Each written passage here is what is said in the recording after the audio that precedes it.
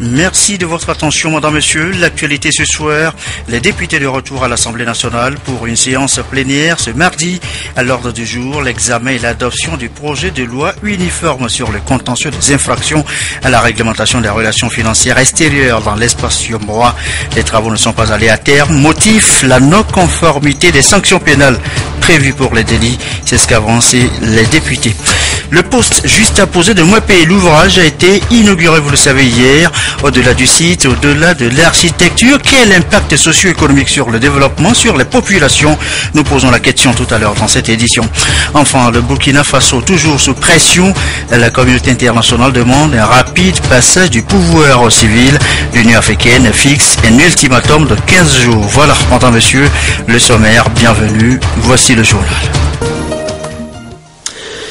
Bonsoir à tous. D'abord, le Conseil des ministres. Il s'est réuni ce mardi à la présidence de la République.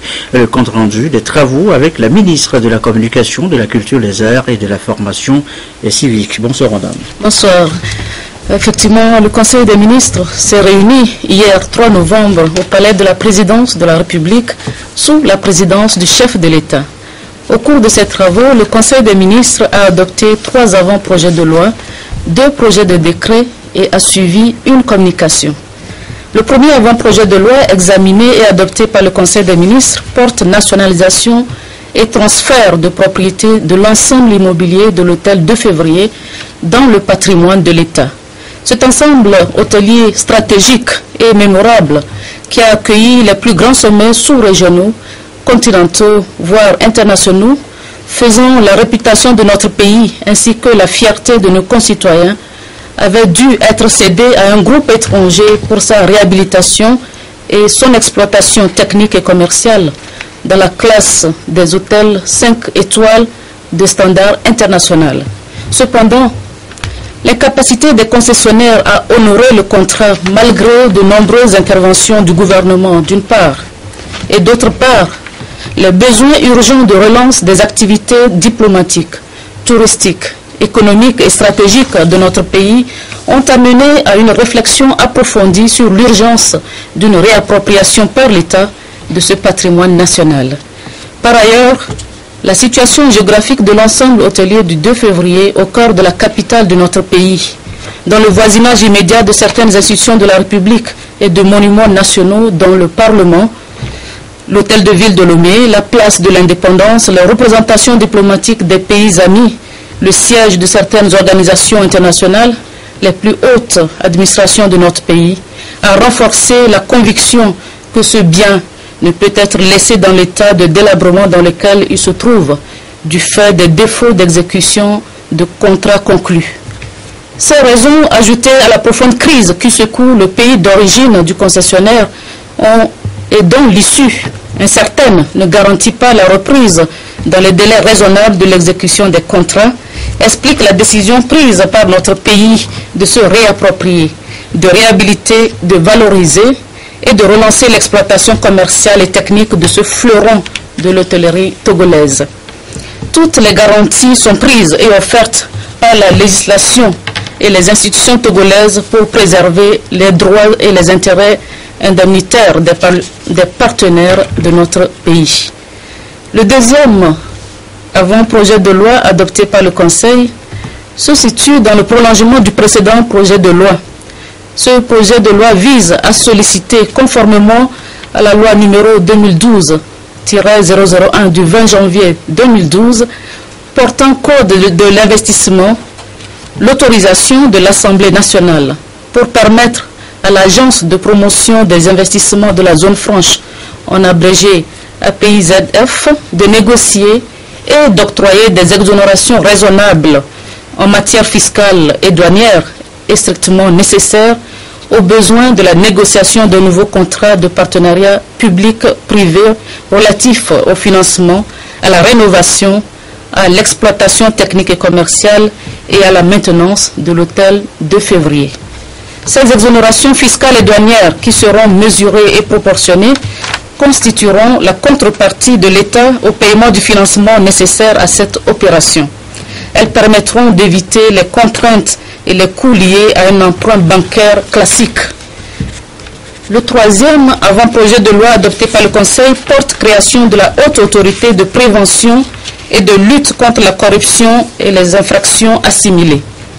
Compte tenu des incidences néfastes de la corruption sur le tissu social et économique et au regard des engagements internationaux pris par notre pays en matière de lutte contre la corruption, il est apparu nécessaire d'accorder une attention particulière à la prévention, notamment à travers la promotion active d'une culture de la probité, de l'intégrité et de la transparence. Cette démarche est devenue indispensable au bon fonctionnement des différents secteurs actifs de notre pays, ainsi qu'à l'assainissement des rapports entre le secteur public et le secteur privé, et à l'ancrage de la bonne gouvernance. En créant la haute autorité de prévention et de lutte contre la corruption et les infractions assimilées, le présent avant-projet de loi répond au souci de renforcer la lutte contre la corruption en établissant une autorité administrative indépendante chargée exclusivement de la prévention de la corruption et d'une collaboration active avec l'institution judiciaire qui est traditionnellement chargée de la répression. Ce texte vient en effet renforcer et compléter efficacement le dispositif répressif de la corruption prévu par le projet de loi portant nouveau code pénal et le projet de loi portant nouveau code de procédure pénale. Le premier projet de décret adopté en Conseil des ministres est relatif au contrat de délégation de gestion dans le secteur de l'hydraulique et de l'assainissement en milieu urbain et semi-urbain. L'État a engagé un processus visant à conclure avec la Société de patrimoine eau potable et assainissement en milieu urbain et semi-urbain en abrégé SPO, ainsi que la Togolaise des eaux, des conventions lui permettant de mieux gérer ses obligations dans le domaine de l'hydraulique et de l'assainissement, en partageant ses responsabilités avec des partenaires expérimentés et compétents. La convention de délégation de gestion entre l'État et la SPO prend la forme d'un contrat de concession prévoyant des travaux de renouvellement, de renforcement et d'extension des installations d'eau potable et d'assainissement.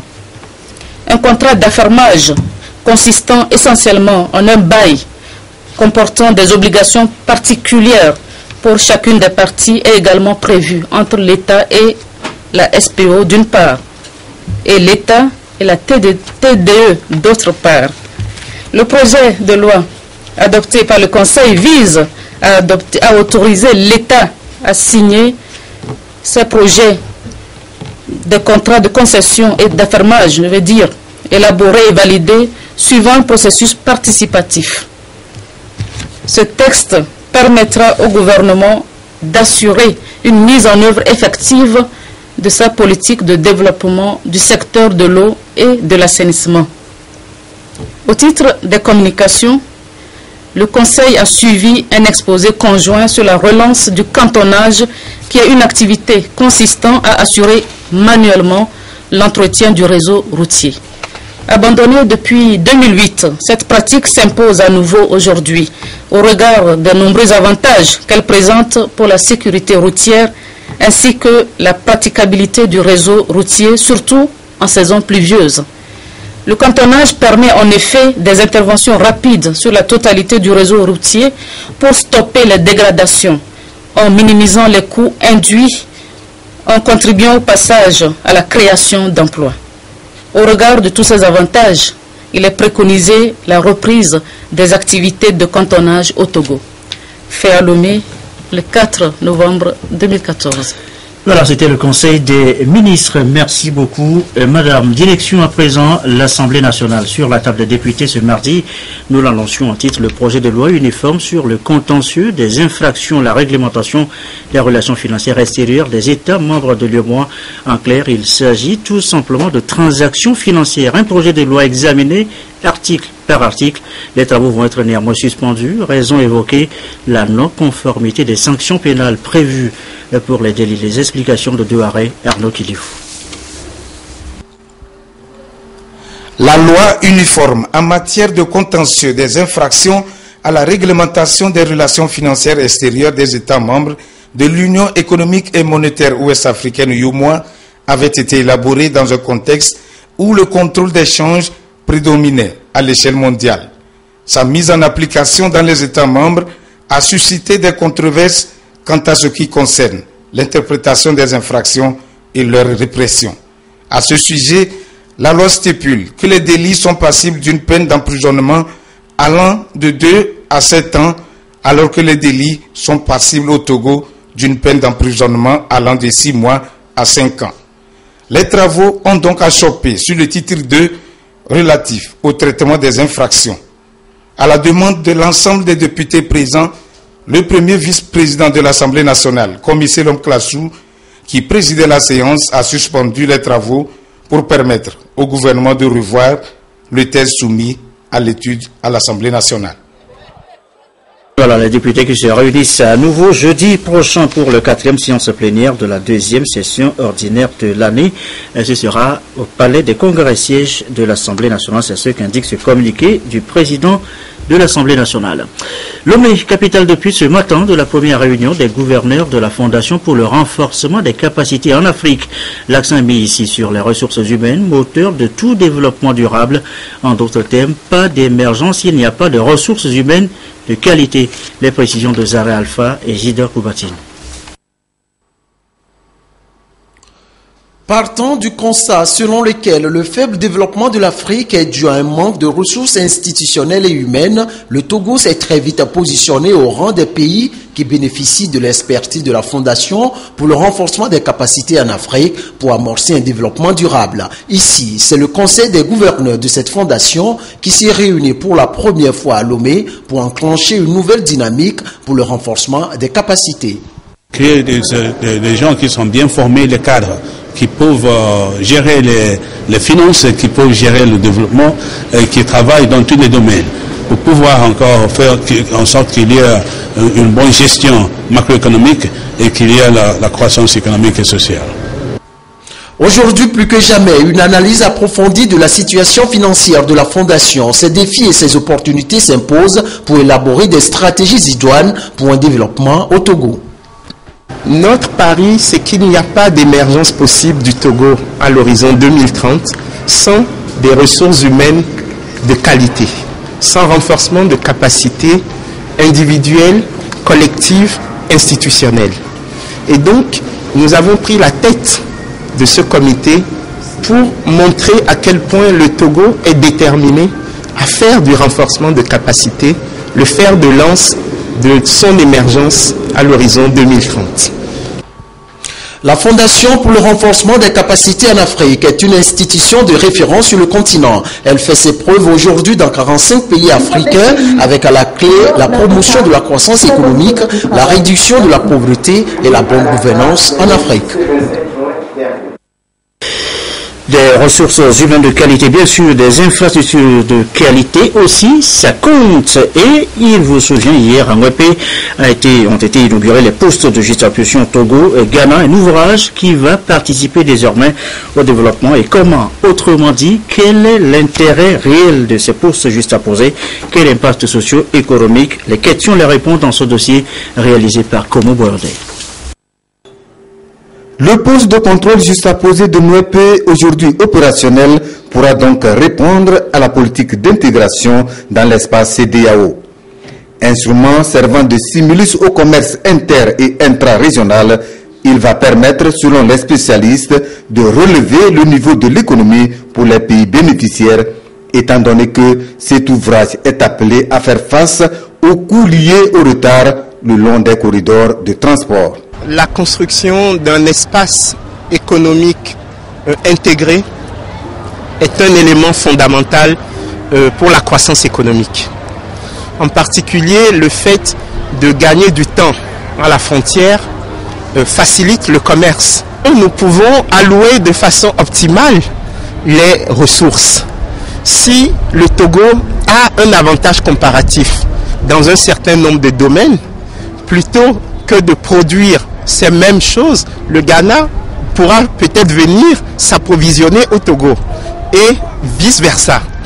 Et donc l'intérêt d'un espace économique intégré, c'est que les pays peuvent se spécialiser là où ils ont le plus d'avantages.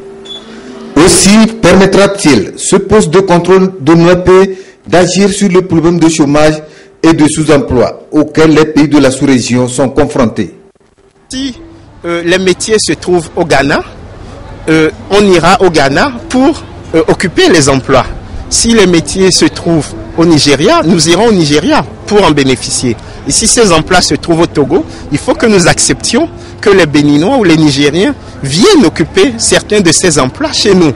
Et donc, c'est dans la réciprocité, c'est dans l'exécution claire des directives communautaires que nous pouvons tous ensemble espérer avoir des taux de croissance élevés, mais taux de croissance qui peuvent être de bons pourvoyeurs d'emplois pour la sous-région.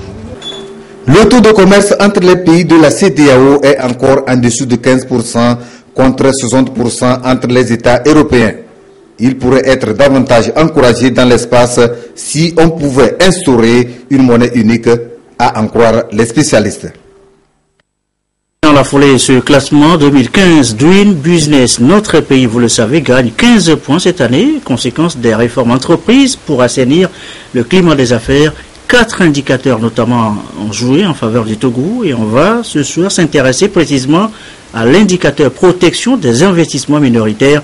On va d'abord essayer de comprendre ensuite comment cet indicateur a été déterminant dans le rang qu'occupe aujourd'hui le Togo. Et bien voilà tout cela avec Sonia Menipo et Carmen Madjiakapo. Rapport à 2015 du Doing Business, le Togo est classé deuxième pays réformateur parmi les 8 pays de l'UEMOA. Il passe ainsi à la 149e place contre la 164e l'année précédente. Un résultat obtenu grâce à de grandes réformes en cours pour justement attirer l'investissement privé étranger. Des améliorations nettement visibles dans 4 domaines parmi les 10 indicateurs de Doing Business. Au niveau de la protection des investissements minoritaires, par exemple, au lieu de 1 million de francs CFA, on a désormais besoin que de 100 000 francs pour créer une société anonyme à responsabilité limitée SARL. Le pays a donc à progresser de 14 points sur ce plan. Suivant le rapport Doing Business, ce qui s'est passé au Togo, c'est que la protection des investissements a connu de nettes améliorations. Ça veut dire que quoi? Ça veut dire que dans le capital d'une entreprise, l'administrateur n'est plus dictateur. C'est-à-dire que l'administrateur qui a la part majoritaire des investissements ne peut plus faire ce qu'il veut, mais il doit pouvoir rendre compte aux investisseurs minoritaires. Donc, il y a essentiellement 3 points qui permettent de caractériser la protection de ces investissements. C'est d'abord la transparence des transactions avec les parties liées. C'est-à-dire que c'est un indice qui mesure par exemple l'étendue de la divulgation des informations dans l'entreprise. Et vous avez aussi la possibilité pour les actionnaires de poursuivre leur administrateur. C'est-à-dire que les investisseurs minoritaires peuvent demander un recours à la justice pour que l'administrateur puisse expliquer pourquoi et comment il a dépensé les fonds de l'entreprise et comment il les a utilisés. Un bon environnement légal décrit par des règles et des applications protège les investisseurs de l'expropriation, accroît leur volonté d'acheter des titres et par conséquent permet de booster le développement économique. Vous allez voir que le climat des affaires va développer de nouvelles formes d'actionnariat, va développer de nouvelles formes de financement de nos entreprises. Donc, nous allons avoir des personnes qui vont souhaiter être des investisseurs minoritaires dans les entreprises qui sont au Togo. Donc, cela peut pallier au problème des taux d'intérêt élevés dans nos banques, par exemple. Le Togo fait partie des 10 économies qui ont mis en œuvre 40 réformes pour l'amélioration du climat des affaires. C'est en tout cas, pour les économistes, un bon départ. Un signal marquant qui doit inciter le pays à poursuivre les réformes pour consolider les bases d'une croissance forte et durable. Autre direction, ce soit à Katanga, localité située dans la zone portuaire de la capitale Lomé. Les habitants sur place ont eu la visite de la délégation du ministère de l'Agriculture, de l'Élevage et de la Pêche. Et c'est pour leur remettre leur plateforme de système de fumage et de conservation des produits de pêche. Kwasiglé Alberti Yakin avec Aimé Abalo. La plateforme de transformation des poissons est une technique qui vient pallier de nombreuses difficultés auxquelles sont confrontées les femmes dans ce secteur d'activité. Pour cette phase pilote, 16 groupements de 400 femmes ont été retenus pour pratiquer la conservation et le fumage des produits de pêche. Cette méthode-là, c'est bonne pour nous et très rapide aussi. Ça nous rend facile l'activité aussi. Il y a deux secteurs là-bas. Il y a la première partie, c'est le secteur souillé. C'est là-bas on prend la matière première et on traite ça là-bas. On fait le pré-traitement. Après le pré-traitement, on lave, on fait le saurage. Après le saurage, maintenant, on passe à la cuisson. De la cuisson vers le fumage, c'est la partie propre. Le ministre en charge de la pêche s'est réjoui de la mobilisation des bénéficiaires autour du projet. Il a réaffirmé l'engagement du gouvernement à accompagner le renforcement de capacités des productrices en vue d'améliorer leurs conditions de vie et de travail. Nous avons des normes au niveau de la CEDEAO, des normes à l'échelle internationale qui imposent une certaine qualité aux produits qui seront mis sur les marchés. Donc, la plateforme que nous venons de remettre aux pêcheurs vise à améliorer la qualité du poisson. C'est un chef-d'œuvre qui a été monté et qui va servir à diminuer la pénibilité du travail. L'expérimentation de la plateforme de transformation et de conservation des poissons, à en croire les responsables du secteur de la pêche, est un moyen pour professionnaliser les différents acteurs. Ceux-ci seront également dotés d'outils de travail adéquats, toujours dans la perspective d'obtenir de meilleurs rendements. Autre sujet évoqué maintenant, l'entrepreneuriat, la gestion d'une entreprise. Comment améliorer les compétences en la matière et surtout en faveur des micro et petits entrepreneurs des secteurs formels et informels. Les séances de formation se multiplient ici et là, à l'instar de ces 4 mois d'encadrement dont viennent de bénéficier 1000 micro-entrepreneurs désormais nantis de leur attestation de fin de formation. Le compte rendu, quoi sigler, Pierre Sesoupo. Ils sont aguerris pour mieux gérer leurs entreprises et améliorer leur productivité et chiffre d'affaires. Près de 1000 micro et petits entrepreneurs ont reçu leur attestation après 4 mois de formation. Un soutien du projet d'appui au développement du secteur privé pour éveiller en eux des capacités entrepreneuriales. Avant, je ne notais pas mes dépenses. J'enlève l'argent n'importe comment et après, je vois que ça ne donne rien. Mais avec la formation, j'ai commencé à faire la gestion et je vois que maintenant, avec la planification des choses que je fais dans mon entreprise, je vois que ça marche, mon entreprise évolue. C'est un appui technique pour les amener à entreprendre des démarches plus économiques et crédibles dans la recherche de financement, à en croire la coordination du projet. La finalité était de voir si la formation permettait effectivement de pouvoir améliorer leur performance. Donc vous avez entendu les témoignages. Il y a une étude d'évaluation d'impact qui est en cours. Vous avez déjà entendu les témoignages d'un certain nombre d'entreprises bénéficiaires de ces formations qui vous ont dit d'elles-mêmes qu'elles ont pu, grâce à ce programme, multiplier leur chiffre d'affaires par 2, par 3. Lancé depuis 2012 avec le concours de la Banque mondiale à hauteur de 6,5 milliards de francs CFA, le projet d'appui au développement du secteur privé devra relancer l'économie togolaise en vue d'une émergence durable et inclusive. Cette cérémonie marque la fin d'une série de formations suivies d'accompagnement des micro et petits entrepreneurs. Ces derniers vont pouvoir désormais établir de nouvelles relations d'affaires en se basant sur un bon usage des techniques apprises. Et pour les populations rurales, c'est plutôt le PDC, le projet de développement communautaire, qui les accompagne dans les activités génératrices de revenus sur toute l'étendue du territoire national. Le PDC reste un outil important dans la réalisation des services sociaux de base.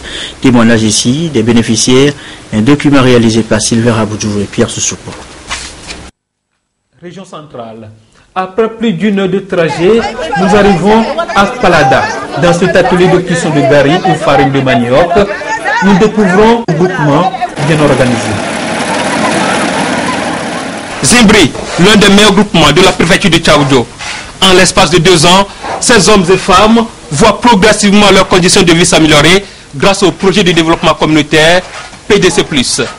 Dans cet atelier de cuisson de gari, on témoigne.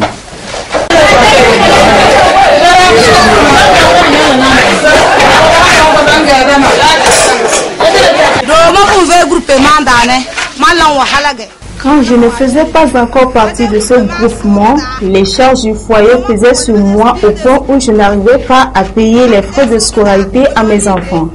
Mais depuis que j'ai intégré ce groupement, j'arrive à satisfaire mes besoins et même mes enfants s'épanouissent bien.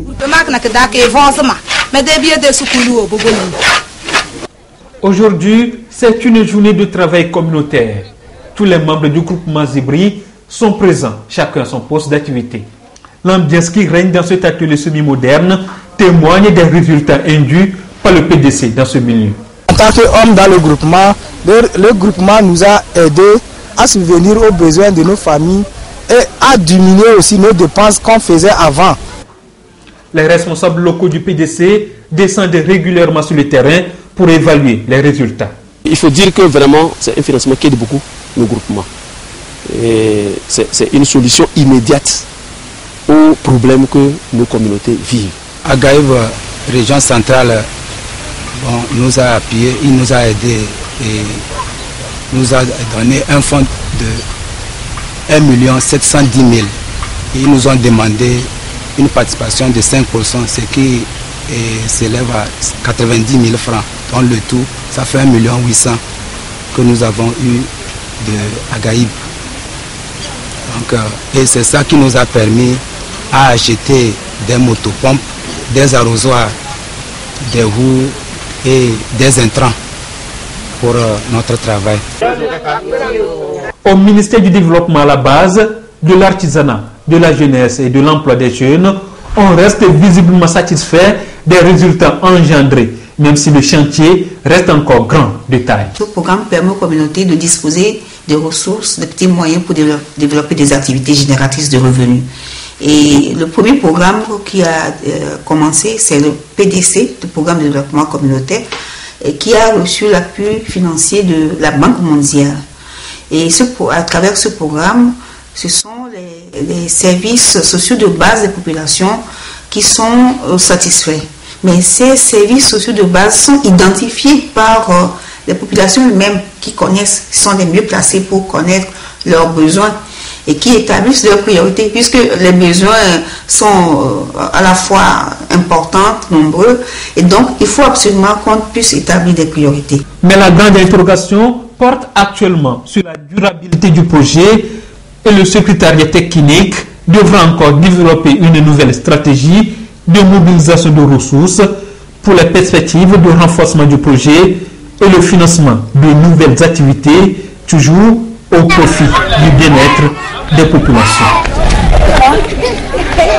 Il est 20h28, l'actualité à l'étranger. Le Burkina Faso, toujours sous pression internationale. Un rapide passage du pouvoir civil est demandé, mieux exigé par la communauté internationale. L'Union africaine donne un ultimatum. En quelques jours, la rue a chassé le président Blaise Compaoré. Mais les militaires, qui se sont autoproclamés gérants de la transition politique, sont confrontés depuis plusieurs jours à une forte pression internationale. Nous appelons à nouveau à une transition dirigée par des civils qui respectent l'esprit de la Constitution et organisent aussi vite que possible des élections présidentielles libres. Mêmes inquiétudes et recommandations du côté de l'Union africaine. Réuni à Addis Abeba, le Conseil pour la paix et la sécurité a donné un ultimatum aux militaires. Le Conseil de paix et de sécurité de l'Union africaine a pris note du caractère populaire de la révolte. Nous donnons une période de 2 semaines pour transférer le pouvoir à une administration civile. Si cela n'est pas effectué, l'Union africaine prendra des mesures en fonction de son règlement. Une menace claire de sanctions. Mais les militaires n'ont pas attendu ce délai. Dans la matinée, à l'issue d'un entretien avec le Moro Naba, le chef traditionnel de la communauté des Moussi a annoncé que les militaires s'étaient engagés à remettre le pouvoir aux civils. De l'actualité a signalé ce goût amer d'une visite inopinée ce matin dans la usine de plasturgie à Lomé. La commission de suivi de la mise en application du décret du 15 janvier 2011 interdisant les sachets et emballages plastiques non biodégradables a fait donc une descente en compte des portes scellées, des camions bien chargés arrêtés. Le reportage est signé Augustin Kossi, Adolphe Paca. 4 jours après le dernier moratoire, place à l'action pour faire respecter le décret du 5 janvier 2011.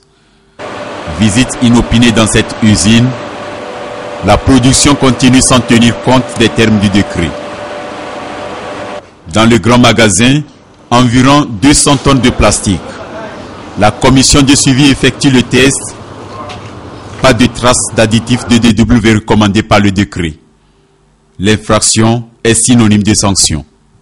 Le gouvernement a pris un test pour fixer les caractéristiques des sachets qui doivent être vendus sur le marché. Les industriels doivent prendre toutes les dispositions pour se conformer. Dans le cas contraire, on les sanctionne.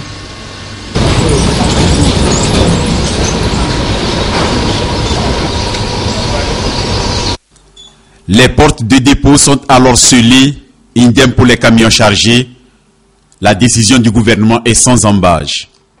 Tous les sachets que vous avez vus qui ne sont pas bio, je vous assure que c'est des sachets qui sont destinés à l'exportation. Non, le Togo ne peut pas en même temps interdire la production de sachets non biodégradables et permettre aux autres d'exporter ça vers d'autres pays. Donc c'est des arguments des producteurs. Fin donc de la période de grâce et tous les producteurs doivent aujourd'hui se conformer au dispositif du décret du 5 janvier 2011 interdisant la production, l'importation ou exportation et la commercialisation des sachets et emballages plastiques non biodégradables. Enfin, la CAN, la Coupe d'Afrique des Nations, aura bien lieu à la date prévue, épidémie d'Ebola ou pas. La compétition commencera le 17 janvier prochain. C'est ce qu'a décidé la Confédération africaine de football, qui est restée sourde à la demande du Maroc, pays hôte. Le Maroc a jusqu'à samedi pour dire s'il renonce ou non à organiser la compétition, faute de quoi la CAN se déroulera dans un autre pays. Fin de cette édition, on se quitte sur les images des députés à l'Assemblée nationale ce mardi et sur la table le projet de loi uniforme sur le contentieux des infractions à la réglementation des relations financières extérieures des États membres de l'UEMOA. Les travaux ont été suspendus à la demande des députés pour non-conformité, selon eux, des sanctions pénales prévues pour les délits. Les députés se retrouvent à nouveau jeudi prochain pour la 4e séance plénière. Le programme ce soir, ce mardi, la météo d'abord, les prévisions de Cléo Sabine Poko à suivre dans un instant, 20h50, journal de l'économie. Mathias Souglou revient justement sur les efforts du Togo qui ont valu un bond dans le classement 2015 de l'U-Business. Mathias Souglou s'intéresse par ailleurs au plan d'action du Business 2016 adopté par le Togo afin d'améliorer davantage le climat des affaires. À suivre à 20h50. 21h30, le magazine Santé d'abord. Aujourd'hui, les infections vulvo-vaginales. Santé d'abord, Carole Peto à Fangbedi, 22h30, nos dernières infos. Merci à vous qui nous suivez ce soir à Mwepé, dans la veille, à Kinshasa, en RDC, sur la télévision togolaise. Et comme d'habitude, toujours fidèlement. Excellente fin de soirée.